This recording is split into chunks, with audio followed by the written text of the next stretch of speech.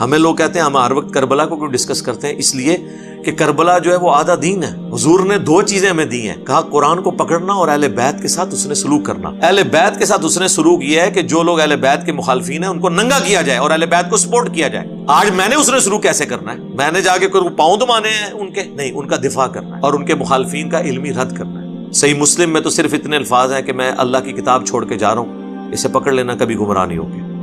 اور صحیح مسلم میں ایک اور حدیث میں آیا کہ اس کے بھی بعد آپ نے غدیر خم کے خطبے میں کہا قرآن اور اہل بیت، قرآن کو مضبوطی سے پکڑ لینا، اس میں ہدایت ہے، اس میں نور ہے، یہ اللہ کی رسی ہے، جو اسے پکڑے گا وہ ہدایت پہ ہوگا، جو چھوڑ دے گا گمراہ ہو جائے گا۔ 6225 سے 6228 تک 4 حدیث صحیح مسلم میں۔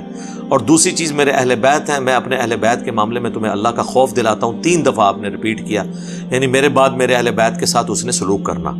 تو قرآن کو پکڑنا ہے اور اہل بیت کے ساتھ اس نے سلوک کرنا ہے۔ تو یہ پلیٹ فارم اللہ کے فضل سے غدیر خم پہ کھڑا ہے، اللہ کے فضل سے۔